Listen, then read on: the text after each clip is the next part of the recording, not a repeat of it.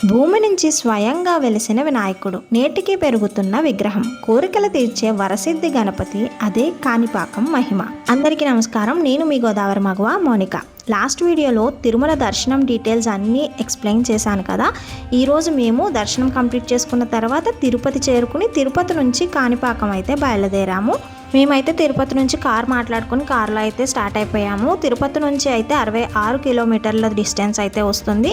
అదే మీరు చిత్తూరు సైడ్ నుంచి వస్తే చిత్తూరు బస్ స్టాప్ నుంచి అయితే 12 కిలోమీటర్ల దూరంలోనే ఉంటుంది. కాబట్టి చిత్తూరు బస్ స్టాప్ నుంచి 5 మినిట్స్కి ఒకసారి పల్లె వెలుగు బస్సులు అయితే వస్తాయి. టికెట్ 25 రూపీస్ అలా ఉంటుంది. 20 to 25 రూపీస్ ఛార్జెస్ ఉంటాయి. సో మీరు ఈజీగా టెంపుల్ అయితే చేరుకోవచ్చు. మీరు బస్సులోనే తిరుపతి నుంచి రావాలనుకుంటే ముందు చిత్తూరు చేరుకుని చిత్తూరు నుంచి మళ్ళీ వేరే బస్ చేంజ్ అయ్యి రావాలి. దాదాపు 1000 సంవత్సరాల చరిత్ర కలిగిన కాణిపాకం వరసిద్ధి వినాయక స్వామి ఆలయం ఆంధ్రప్రదేశ్లోని చిత్తూరు జిల్లాలో ఉంది.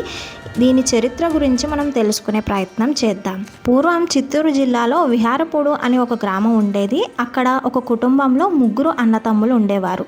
వారికి ఒక్కొక్కరికి ఒక్కొక్క లోపం ఉండేదన్నమాట. ఒకరికి కళ్ళు కనిపించకపోవడం, ఇంకొకరికి చెవులు వినిపించకపోవడం, ఇంకొకరికి ఏమో మాటలు రాకపోవడం. ఇలా వాళ్ళు రోజు పొలం పనికి వెళ్ళి జీవనం అయితే సాగించేవారు. అలా ఒకరోజు యథావిధిగా వీళ్ళు పొలం పనిలోకి వెళ్ళి బావి ఎండిపోవడం చూసి బావిని తవ్వుదామని 3 బావిని తవ్వుతూ ఉండగా ఒక రాయి తగిలిందంట. ఏంటా అని చూస్తే రాయి నుంచి రక్తం రావడం, ఆ రక్తం నీటిలో కలిసి నీరు అంతా ఎర్రగా మారడం చూసి వీళ్ళు ఆశ్చర్యపోయారట. ఈలోపే ఆ నీటిని తాకడం వల్ల వీళ్ళకున్న అవలక్షణాలు అన్నీ పోయి మామూలుగా మారిపోయారట. ఈ అద్భుతాన్ని చూసిన గ్రామస్తులు అక్కడ తవ్వగా స్వయంభూ వినాయక స్వామి విగ్రహం ప్రత్యక్షమయ్యింది. కాణిపాకం అనే పేరుకు కూడా ఒక ప్రత్యేకత ఉంది. విగ్రహం వెలిసిన తరువాత బావి నీరు పొలాల వరకు ప్రవహించిందని, కాణి అంటే భూమి, పాకం అంటే ప్రవహించడం అని స్థానికులు చెప్తున్నారు. అలా కాణిపాకం అని పేరు వచ్చింది అని చెబుతూ ఉంటారు. ఈ ఆలయానికి మరో విశేషం ఏమిటంటే స్వామివారి విగ్రహం కాలక్రమేణా పెరుగుతోందని భక్తుల విశ్వాసం.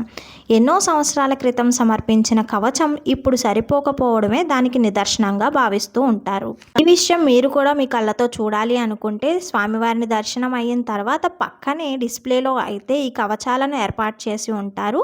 మీరు చూస్తే సైజ్ డిఫరెన్స్ ఖచ్చితంగా తెలుస్తుంది మీకు కూడా. దర్శన సమయాలు అయితే ఉదయం 4 గంటల నుంచి రాత్రి 10 గంటల వరకు ఉంటుంది. మీరు దర్శనం చేసుకున్న వెంటనే పక్కనే గర్భగుడి పక్కనే నీరు పారుతూ ఉంటుంది. అది అభిషేకం నీరు కాదు, బావి నుంచి వచ్చే నీరు. కావాలంటే మీరు క్లియర్గా చూస్తే తెలుస్తుంది. అవి క్లియర్ వాటర్ అన్నమాట. వాటిని భక్తులు తలపై అయితే వేసుకుంటూ ఉంటారు. చాలా మంచిది అని మీరు కూడా వెళ్ళినప్పుడు ఖచ్చితంగా అబ్జర్వ్ చేయండి. ఈ ఆలయంలో ఉచిత దర్శనము ఉంటుంది. 150 రూపీస్ దర్శనం కూడా ఉంటుంది. 150 రూపీస్ దర్శనానికి వెళ్ళాం మేము. వితిన్ 5 మినిట్స్లో అయితే స్వామివారి దర్శనం పూర్తయిపోయింది. ఈ ఆలయంలో విశేషంగా చేసే ఉత్సవాలు వినాయక చవితి బ్రహ్మోత్సవాలు 21 రోజులు జరుగుతూ ఉంటుంది. అలాగే సంకటహార చతుర్థి రోజు కూడా ప్రత్యేక పూజలు జరుగుతూ ఉంటాయి.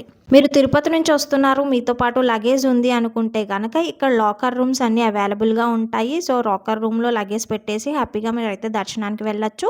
అలానే ఎలాంటి మొబైల్ ఫోన్స్ లోపలికి అలౌ చేయరు. పక్కనే కౌంటర్స్ ఉంటాయి మొబైల్ ఫోన్స్ పెట్టుకోవడానికి. సో అక్కడ ఇచ్చేసిన తర్వాతే మనం అయితే దర్శనానికి వెళ్ళాలి. స్వామివారి నిజరూప దర్శనం చేసుకునే వేళలు అయితే ఇక్కడ బోర్డు మీద చూపిస్తున్నాను కదా. టికెట్ అయితే 100 రూపీస్ ఉంటుంది. ఆ టైమింగ్స్లో అయితే మీరు స్వామివారిని నిజరూప దర్శనం అయితే చేసుకోవచ్చు అనమాట. ఎలాంటి అలంకారాలు కవచాలు లేకుండా స్వయంగా వెలిసిన స్వామివారిని దర్శించుకోవచ్చు. ఈ వీడియో మీ అందరికీ యూస్ఫుల్ అయ్యిందని అనుకుంటున్నాను. నచ్చితే కనుక వీడియోని లైక్ చేయండి, మీ ఫ్రెండ్స్ అండ్ ఫ్యామిలీతో కూడా షేర్ చేయండి. అలానే ఛానల్ని సబ్స్క్రైబ్ చేసుకుని పక్కనే ఉన్న బెల్ ఐకాన్ హిట్ చేశారంటే ఆల్ అనే ఆప్షన్ వస్తుంది. అది క్లిక్ చేస్తే నేను ఏ వీడియోస్ పెట్టినా నోటిఫికేషన్స్ అయితే మీ వరకు వచ్చేస్తాయి. మళ్ళీ ఒక మంచి ఇంట్రెస్టింగ్ వీడియోతో అయితే మీ అందరి ముందుకు వచ్చేస్తాను. Until then take care, bye bye. Thank you so much for watching.